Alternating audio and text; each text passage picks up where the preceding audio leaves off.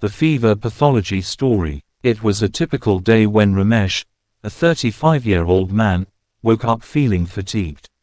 He brushed it off, thinking it was just a result of poor sleep.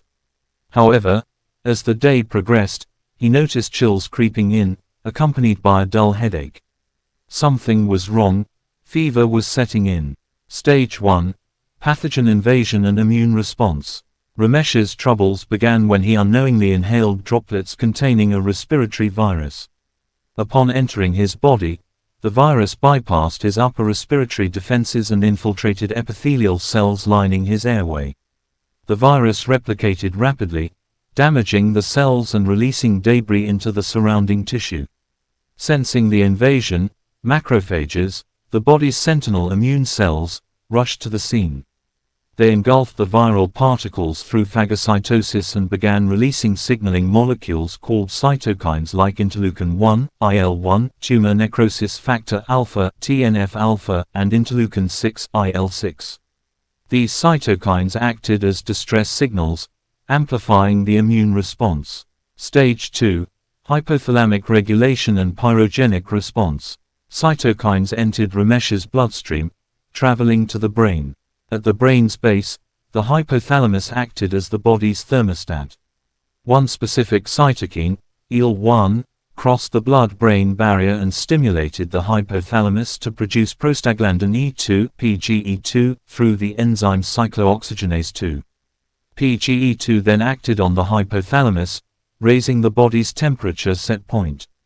As a result, the hypothalamus ordered the body to generate and conserve heat. Vasoconstriction in the skin reduced heat loss, causing Ramesh to feel cold and experience chills. Shivering, rapid muscle contractions, began to generate heat. Piloerection, that is, goosebumps, further minimized heat loss. Ramesh wrapped himself in a blanket, trying to fight off the shivers. Unknowingly, his body was actively working to meet the newly elevated temperature set point. Stage 3. Sustained fever and ongoing inflammation. With his temperature now elevated to 102 degrees Fahrenheit, Ramesh's immune response intensified. Fever created an inhospitable environment for the virus, impairing its replication. At the same time, immune cells like neutrophils and lymphocytes swarmed the infected site, releasing enzymes and reactive oxygen species to neutralize the virus. Meanwhile, the liver responded to the cytokine surge by producing acute phase proteins like C-reactive protein, CRP, and fibrinogen. These proteins help to contain the infection by marking pathogens for destruction and promoting clot formation to prevent further spread. Stage 4. Resolution and recovery. After a few days, Ramesh's immune system gained the upper hand.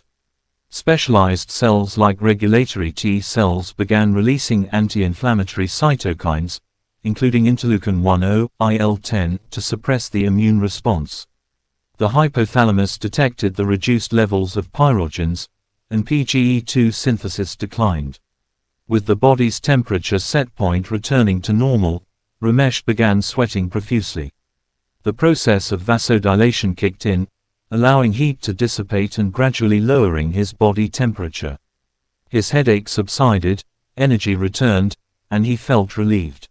Behind the scenes, memory T cells and B cells remained vigilant, prepared to recognize and respond quickly if the virus ever attempted to invade again. This story illustrates the complex yet coordinated mechanisms behind fever, from pathogen invasion to immune activation, hypothalamic regulation, and eventual resolution. Every physiological response had a clear purpose: to eliminate the infection and restore homeostasis.